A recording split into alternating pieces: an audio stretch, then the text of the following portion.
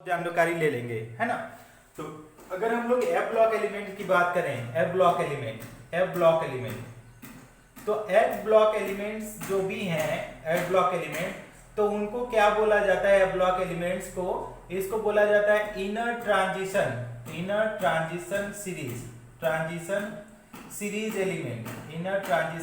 Element, ठीक है, इस तरीके से बोला जाता है इनर ट्रांजिशन सीरीज एलिमेंट। अब इनर ट्रांजिशन सीरीज क्यों बोला जाता है? ध्यान में देखो, ध्यान से समझना कि इनर ट्रांजिशन सीरीज क्यों बोला जाता है। ये क्यों बोला जाता है, इसको सिंपली अगर समझे जाए कि इट कम्स अंडर कहां पे? ट्रांजिशन सीरीज में ही आते हैं। इस कम्स अंडर ट्रांजिशन सीरीज में ही आते हैं इन थर्ड ग्रुप। किस ग्रुप में आते हैं? Third group. सारे जो भी हैं आपके 28 एलिमेंट सब थर्ड ग्रुप में आते हैं। अब कैसे इसको समझेंगे, देखो थोड़ा थोड़ा समझा देते हैं। तुम लोगों को, बहुत लोगों को तो पता भी होगा, जिनको नहीं पता है उन लोगों को हम समझा देते हैं। इस तरीके से जब आप बनाते हैं पीरियोडिक टेबल को, इस तरीके से देखो, तो होता क्या है कि इस तरीके से तो पीरियोडिक टेबल अपना बन करके तैयार हो जाता है इस तरीके से। तो अब हमारे होता क्या है कि जब थर्ड पीरियड चालू होता है 1 2 3, तो यहाँ पे जो थर्ड पीरियड के बाद फोर्थ पीरियड आता है ना, तो फोर्थ पीरियड में क्या होता है कि आपका ट्रांजिशन सीरीज चालू हो जाता है। ट्रांजिशन सीरीज अब देखो कहाँ पे होता है, हाइड्रोजन है नो, लिथियम है, सोडियम है नो, इसके बाद आ जाएगा पोटेशियम है नो, कैल्शियम, इसके बाद स्कैंडियम, टाइटेनम, वेनेडियम, क्रोमियम है नो, मैग्नीज, आयरन, कोबाल्ट, निकल है नो, कॉपर और जिंक आ जाता है। इस तरीके से ये आ जाते हैं। अब होता क्या है स्टूडेंट, ध्यान से समझना कि ये जो एलिमेंट हैं, ये जो जितने भी आपके फोर्थ सीरीज में आते हैं, ये ट्रांजिशन सीरीज। अब ये तो पहला ग्रुप और दूसरा ग्रुप, तो ये क्या है, एक एल्कली मेटल है और दूसरा क्या है, एल्कलाइन अर्थ मेटल है ना। समझ में आ रहा है? हाँ क्लियर होगा, हाँ क्लियर होगा। देखो थोड़ा सा आज वाईफाई चल भी नहीं रहा है, हम मोबाइल से ही कनेक्ट किए हैं थोड़ा सा। हाँ तो देखो क्या है, कैल्शियम के बाद तो ये चालू हो गए। अब ये जब एलिमेंट जब हम लोग पढ़ते हैं ये, तो एलिमेंट का जब हम देखेंगे कि आप ग्रुप 3 से ग्रुप 12 जो है, यहां से जो 3 है और यहाँ पे 12, ये तो डी ब्लॉक के एलिमेंट है। ग्रुप 3 से 12 क्या है, this is what is transition element, transition series. समझ में आ रहा है? Transition series. अब ये जो ट्रांजिशन सीरीज है, ट्रांजिशन सीरीज एलिमेंट जो है ग्रुप थर्ड है नो, ग्रुप 3 से ग्रुप 12, इसी में जब आप आते हैं, स्कैंडियम के नीचे जब आते हैं, ये वाला एलिमेंट जब आते हैं, ये दो एलिमेंट, तो यहां से जो एलिमेंट होता है, यहां से, यहां पे एक लेंथनम है और यहां पे एक्टिनियम है, तो यहां से जो एलिमेंट चालू होता है, एक सीरीज यहां बन के आती है। This series is known as what, lanthanide है ना, this is known as what, lanthanoids. Okay, और इसी के नीचे जब एक्टिनियम को लेते हैं, एक्टिनियम, यहां से एक और सीरीज निकल के आती है। कौन सी सीरीज निकल के आती है, इसको बोला जाता है एक्टिनॉइड सीरीज ना, एक्टिनॉइड्स। अब एक्टिनॉइड्स क्यों बोला जाता है और लेंथेनाइड क्यों बोला जाता है कि क्यों पहला एलिमेंट इस ग्रुप का, जब भी आप बात करेंगे तो जो फर्स्ट एलिमेंट होता है लेंथेनाइड सीरीज का, तो उसमें कौन सा एलिमेंट होता है, लेंथेनम करके आता है। पहला जो एलिमेंट आता है वो लेंथेनम करके एलिमेंट है। और जो जब एक्टिनाइड सीरीज की बात करते हैं, तो जो पहला एलिमेंट है वो कौन सा है, एक्टिनियम है नो, एक्टिनाइड सीरीज का। तो इसीलिए उसका नाम आपका जो पड़ जाता है, क्या बन जाता है, एक्टिनाइड्स, और दूसरे का नाम बन जाता है लेंथेनाइड।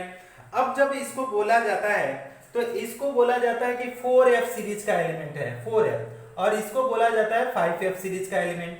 अब ध्यान से ऐसे देखो कि ये लेंथनम कहां से चालू होता है, ये बहुत ज्यादा इंपॉर्टेंट हो जाता है कि इस एलिमेंट का एटॉमिक नंबर कहां से कहां होता है। ये काफी, और एक तो क्वेश्चन ऐसे पूछ जाता है कि जैसे सीरियम करके पूछा है आपका, सीरियम का नीट में, कि सीरियम का जो है किस ब्लॉक का एलिमेंट है, डी ब्लॉक या एफ ब्लॉक। तो सीरियम आपका कौन सा ब्लॉक का एलिमेंट है, आपका एफ ब्लॉक का एलिमेंट है।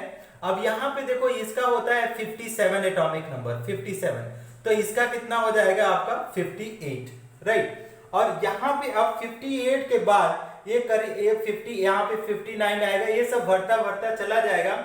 और यहाँ जब आते हैं तो ये 71 भरता है, 71। अगेन 72 कहां पे चला जाता है, यहाँ पे 72 जाता है, ध्यान से ये समझ लेना। और दूसरा चीज, जब लेंथनम की बात करेंगे हम ना, जो एक्टिनाइड सीरीज की बात करेंगे, तो एक्टिनाइड सीरीज में जो थोरियम होता है, थोरियम की बात करते हैं, थोरियम का 90 होता है, और 90 से लेकर के 103 तक ये भरे जाते हैं किसमें, आपका एक्टिनॉइड्स में। अब यहाँ पे 104 अगेन चालू हो जाता है और ये वाला सीरीज इनकम्प्लीट हो जाती है। कुछ समझ में आ रहा है कि आपका लेंथेनॉइड एक्टिनॉइड्स कहां से कहां चालू हो रहा है? हाँ, तो ये तो आपको बुक से याद करना पड़ेगा। अब हम केवल ये बताना चाह रहे थे इसका कि कभी कभी ग्रुप पूछ दिया जाता है कि ग्रुप कौन सा है, लेंथेनाइड का ग्रुप कौन सा है आपका ग्रुप नंबर 3 और एक्टिनाइड का ग्रुप 3 है, दोनों का। इनर ट्रांजिशन सीरीज क्यों बोला जाता है? क्योंकि ये ट्रांजिशन सीरीज के ही अंदर में पाया जाता है। देखो ग्रुप कौन सा है ट्रांजिशन सीरीज का। अब इसमें देखो, अब एक वर्ड यूज किया गया है इनर। इनर का मतलब ये होता है, इनर का मतलब होता है n-2। n-2 अगर बात करें तो इसका मतलब हो जाता है इनर। अब इसी का हम लोग को क्या पढ़ना है, एक स्क्रीनशॉट अगर लेना चाहो तो आप लोग ले लो, नहीं मैं इरेज कर रहा हूं। Can I erase now? अच्छा, आज एक क्वेश्चन आया था ये नीट वाले क्वेश्चन में कि जो फर्स्ट बी होता है, फर्स्ट बी कहा किसका एलिमेंट है, कहां का एलिमेंट है फर्स्ट बी की अगर बात करें, कहां का? डी, बोलो D block element, D block. तो फर्स्ट बी कहां पे होता है? यहाँ पे आपका होता है फर्स्ट बी और यहाँ पे होता है सेकंड बी। हाँ, वेरी गुड।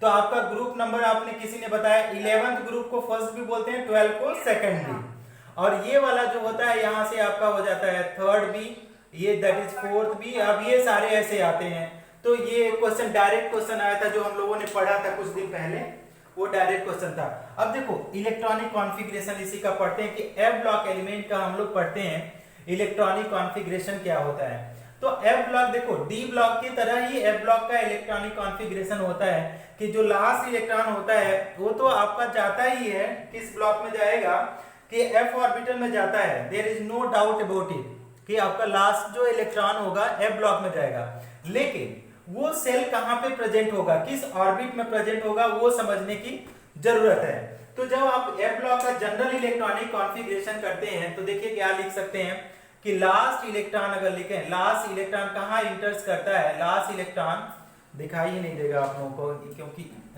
बोर्ड पे पानी आ गया है। यहाँ पे देखो लास्ट इलेक्ट्रॉन कहां पे इंटर करेगा, लास्ट इलेक्ट्रॉन इंटर्स इनटू,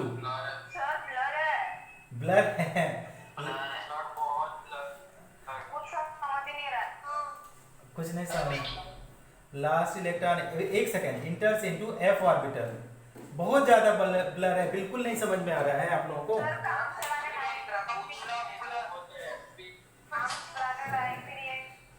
अच्छा थोड़ा सा देखना, हम बोल रहे हैं last electron इंटर्स into F orbital, ये तो फर्स्ट इलेक्ट्रॉन में लिखा हूं, फर्स्ट पॉइंट। अब सेकंड पॉइंट देखो क्या लिख रहे हैं, जो बोल रहे हैं उनको अच्छा सुनने की कोशिश करो। General electronic configuration, general electronic configuration क्या होता है, जनरल इलेक्ट्रॉनिक कॉन्फ़िगरेशन ऑफ किसका, F block element.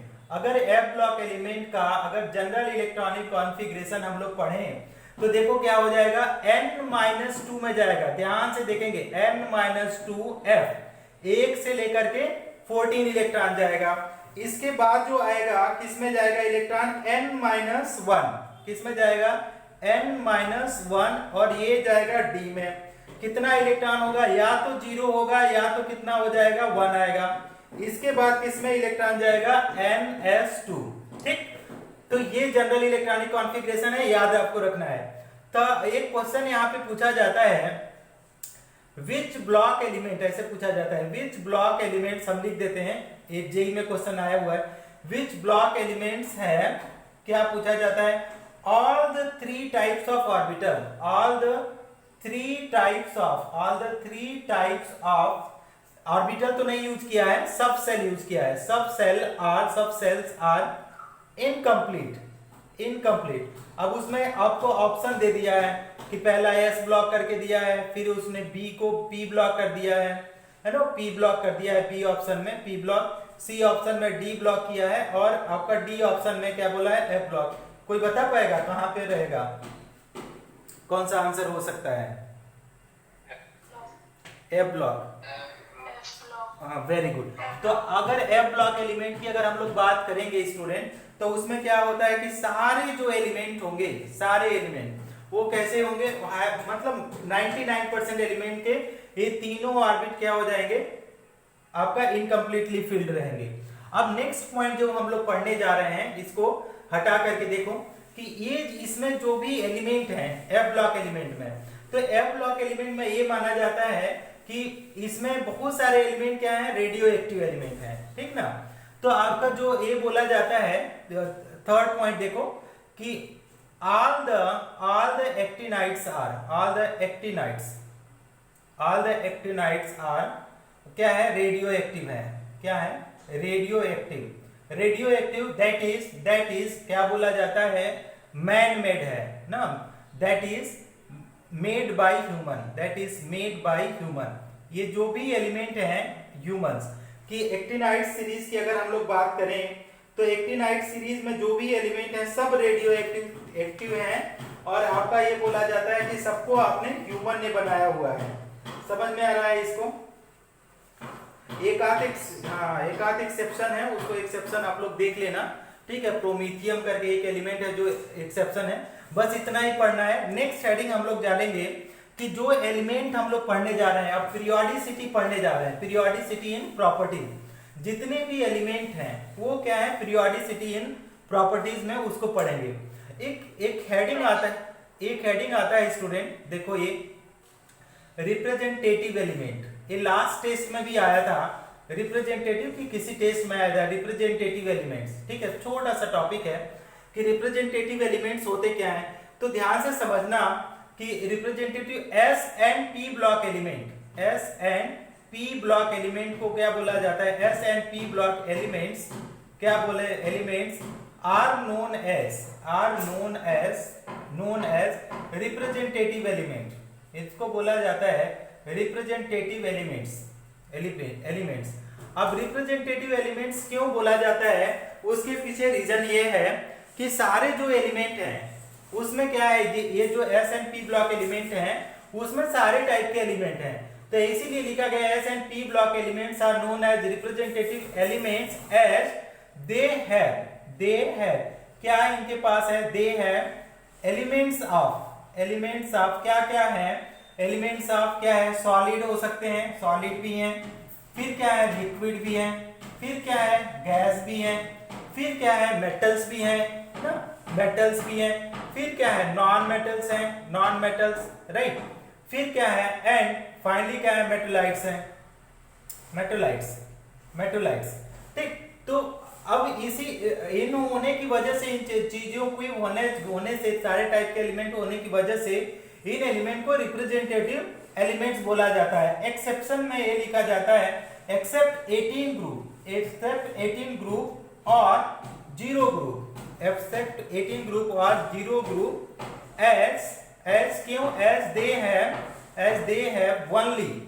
Have only gases, okay.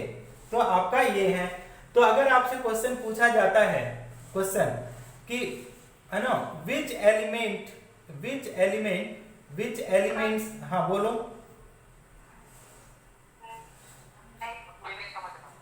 कोई नहीं समझ रहा है, रुको, which elements is, ओके रुको, अगर समझ में नहीं आ रहा है तो फिर हम लोग कल ही पढ़ पाएंगे, अदरवाइज भी कुछ यहाँ पे वाईफाई कम आ रहा है। रुको देखता हूँ, मैं इसको स्विच करता हूँ ना, क्या कर सकता हूँ, I am changing the wifi mode, recording, I am doing the recording, I will send the recording. Which element is non representative, एक क्वेश्चन बहुत इजी सा दे रहे हैं, ए नंबर है आपका, देखो क्या है आपका, नॉन रिप्रेजेंटेटिव में बोला जा रहा है ट्रांजिशन एलिमेंट, क्या बोला रहा है, ट्रांजिशन एलिमेंट। बी नंबर बोला जा रहा है एफ ब्लॉक एलिमेंट्स, ऐसे बोला गया, एफ ब्लॉक एलिमेंट्स, फिर बोला जा रहा है सी नंबर नोबल गैसेस और डी नंबर बोला जा रहा है कि ऑल ऑफ दिस, कि ये बोला जाता है कि which element is non representative.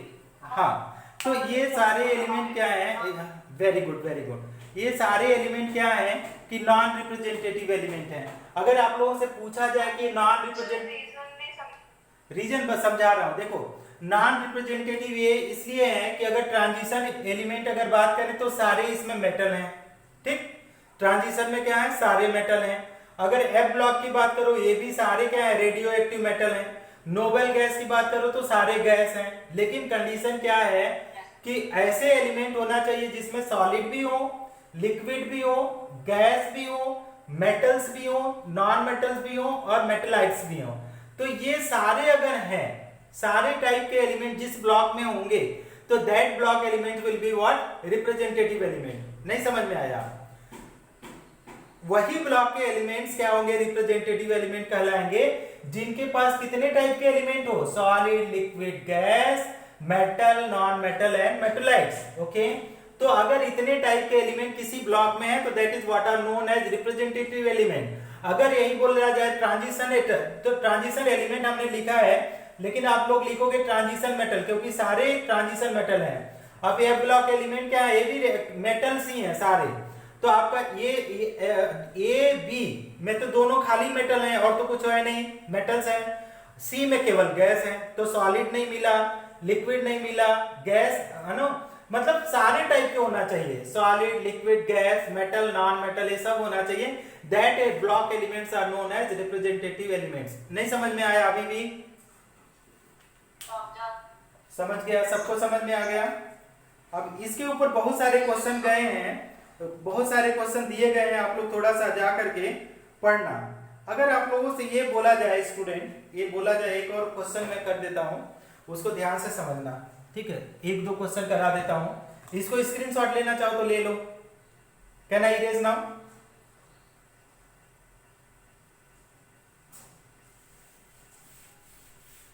देखो इसके ऊपर एक क्वेश्चन कर देते हैं।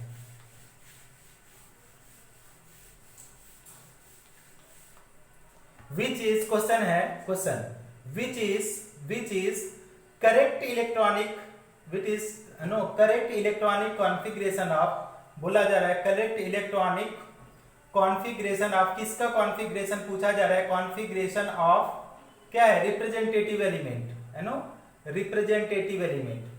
अगर आपसे पूछा जाए रिप्रेजेंटेटिव एलिमेंट्स कि कौन सा करेक्ट इलेक्ट्रॉनिक कॉन्फ़िगरेशन है, ध्यान से समझना। ए नंबर हम देख रहे हैं कि हमने क्या किया, NS2NP6 है। बी नंबर हमने दिया NS, है नो, ऐसे लिखा NS2NP6ND, है नो, N-1 लिख दो, N-1D, हमने क्या लिखा 10, और ए बी हो गया। सी नंबर देखो, सी नंबर में हमने क्या लिखा, NS2 ओनली, NS2, और डी नंबर हमने लिखा, लास्ट नंबर देखो क्या लिखा, NS2NP, है नो, NP5। अगर कोई बता सके कि कौन सा एलिमेंट, कौन सा कॉन्फ़िगरेशन रिप्रेजेंटेटिव एलिमेंट को डिफाइन करता है, कोई बता सकता है? कौन सा? ऑप्शन, ऑप्शन रॉन्ग है बेटा, ऑप्शन ये रॉन्ग है, ऑप्शन डी इज करेक्ट। ये क्यों रॉन्ग है, कोई बताएगा? Option A why wrong, why wrong, option A why wrong.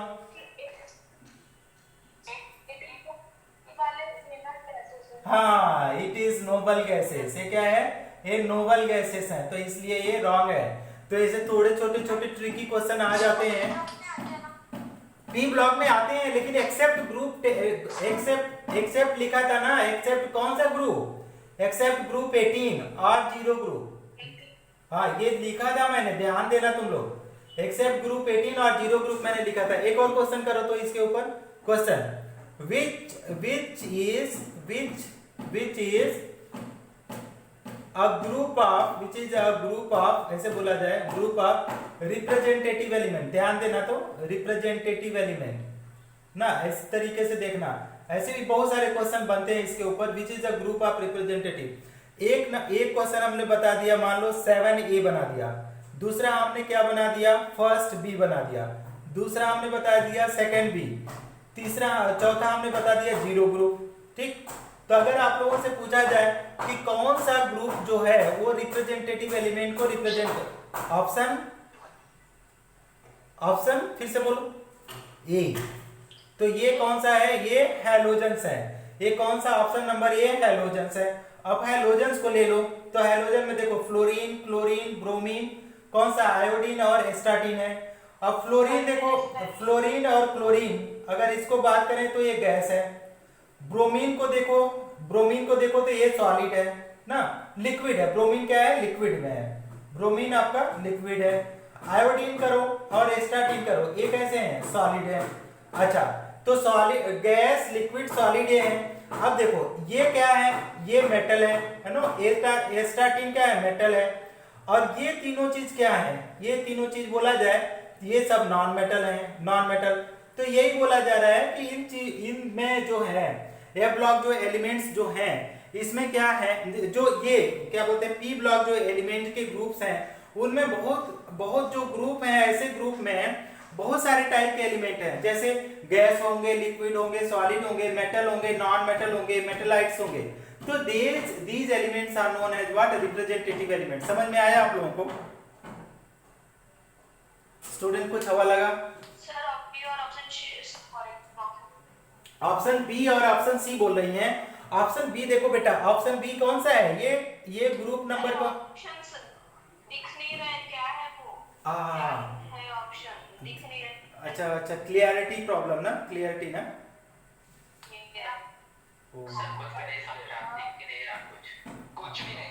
कुछ भी नहीं।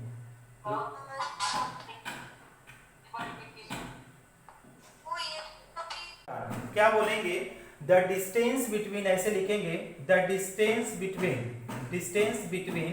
क्या बोलेंगे, distance between nucleus and outer most electron, nucleus and outer most electron और आउटर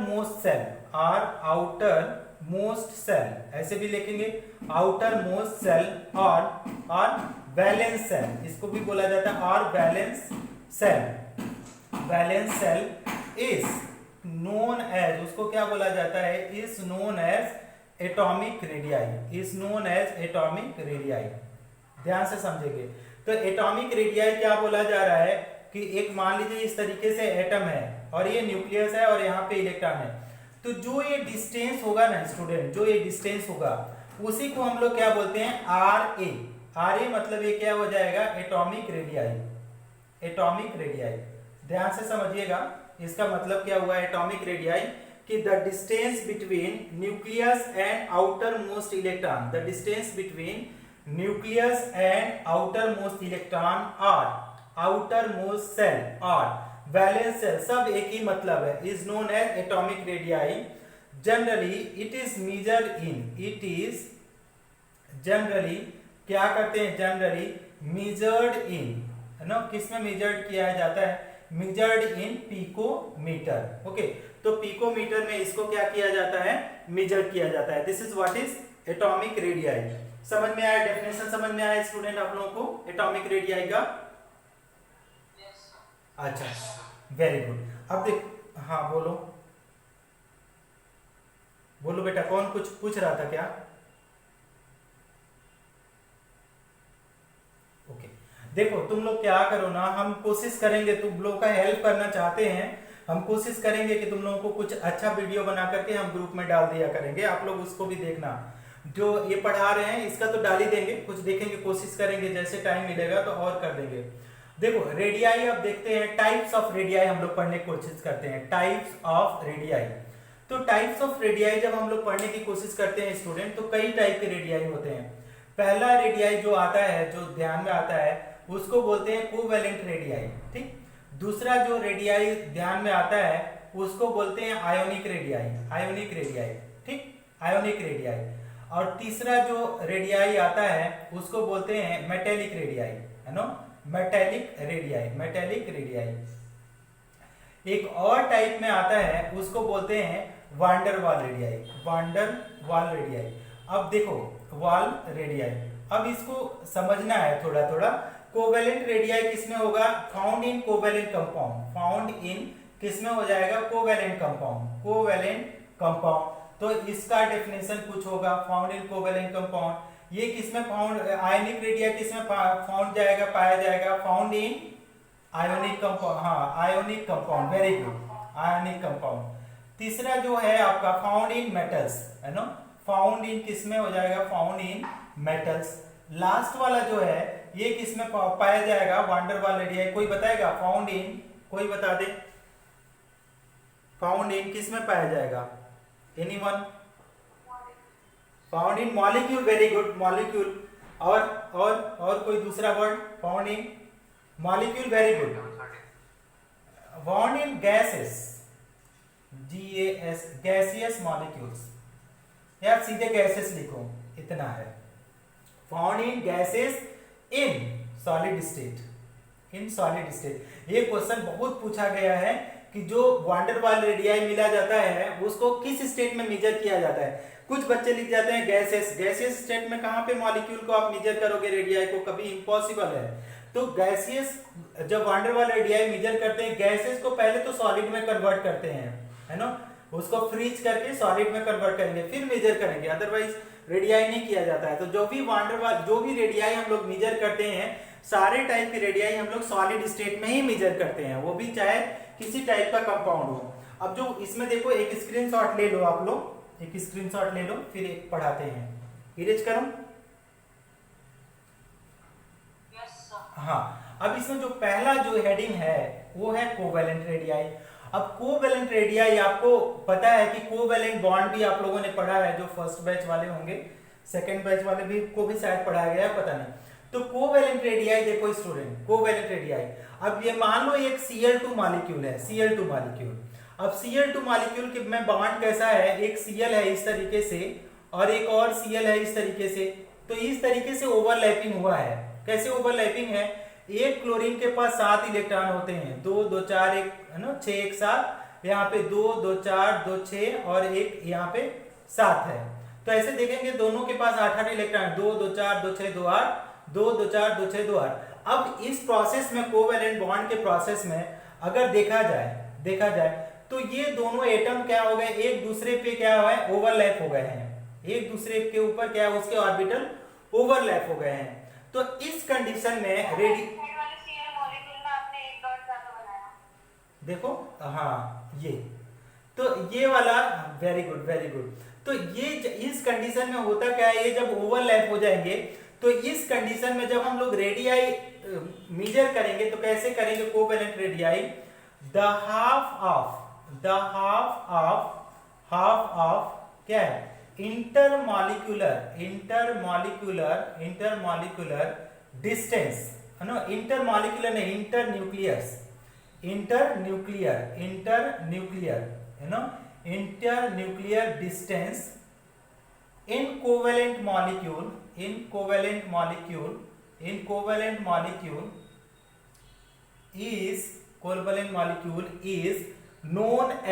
is known as क्या? Covalent radii. ध्यान से समझेंगे, फिर से समझा रहे हैं, कोवेलेंट रेडियाई। अब ये क्या बोला जा रहा है स्टूडेंट? देखो फिर से समझो ना, यहाँ पे एक न्यूक्लियस है और एक यहाँ पे न्यूक्लियस है। अब दोनों एक दूसरे के ऊपर चढ़ गए हैं, तो अब हम जब रेडियाई मेजर करेंगे तो एक तो कम आ जाएगा ना, ये कम आ जाएगा। क्यों कम आएगा? क्योंकि ये जो एरिया है, देखो ये एरिया तो दोनों में कॉमन है ना। तो इसको कैसे करेंगे? ये मान लो न्यूक्लियस है, दो न्यूक्लियस के बीच का जो डिस्टेंस होता है उसको बोला जाता है इंटर न्यूक्लियर डिस्टेंस। दो न्यूक्लियर के बीच का डिस्टेंस इंटर है, INTER, इंट्रा नहीं है। तो दो न्यूक्लियर के बीच के डिस्टेंस को हम लोग क्या बोलते हैं? Inter nuclear distance. अब इसी को जब हाफ ऑफ कर देंगे, half of inter nuclear distance अगर हम लोग करेंगे, लिखेंगे, तो that is what is known as student covalent radii जो बनेगा। तो अगर हम लोगों को बोला जाए स्टूडेंट कि आर कोवेलेंट लिखो, तो आर कोवेलेंट तो क्या लिखेंगे? Inter nuclear distance, inter nuclear distance ना, inter nuclear distance between molecule, inter nuclear distance between molecule, between molecules divided by क्या हो जाएगा स्टूडेंट, बताओ क्या हो जाएगा, डिवाइडेड बाय क्या होगा, डिवाइडेड बाय 2। तो हाँ, तो आप लोगों को समझ में आओ जिसको फिर से बोलो। हाँ, between, okay sorry sorry, between two bonded atoms, between two bonded atom. कैसा बॉन्डेड एटम्स होगा पता है, ये बॉन्डेड एटम कैसा होगा, कोवैलेंटली बॉन्डेड एटम्स होगा। हाँ, अब इसको एक स्क्रीनशॉट लो, इसके ऊपर एक क्वेश्चन करके दिखाओ तो। इरेज करो, इरेज करो स्टूडेंट। हाँ, तो एक क्वेश्चन इसके ऊपर ऐसा है, देखो इसको इरेज करके मैं समझाता हूं। सारे लोग स्क्रीनशॉट ले लो, नहीं समझ में नहीं आएगा तो बोलना मत। इसके ऊपर ऐसा है कि दो एटम के बीच का इंटर न्यूक्लियर डिस्टेंस दिया है, ठीक। अब इसके बाद उसका क्या बोलेगा, कोवेलेंट रेडियाई पूछेगा।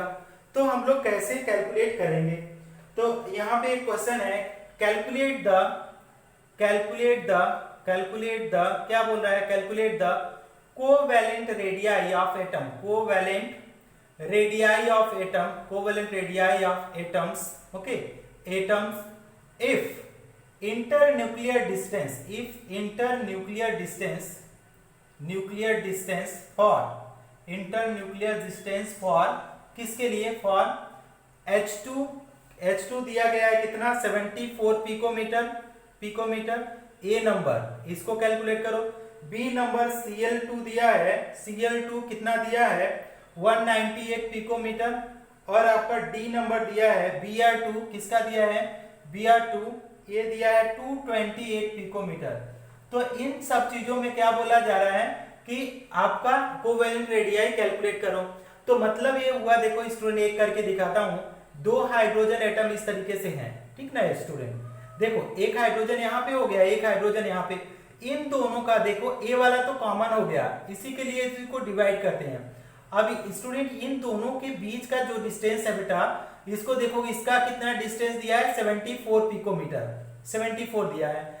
तो अगर हम लोगों को बोला जाए कि अगर R कोवेलेंट ऑफ H अगर बोला जाए, R कोवेलेंट ना ऑफ H अगर बोला जाए, R कोवेलेंट ऑफ H, तो क्या लिखेंगे, इंटर न्यूक्लियर डिस्टेंस लिखेंगे कि नहीं, inter nuclear distance divided by क्या कर देंगे, 2 कर देंगे, inter nuclear distance divided by 2।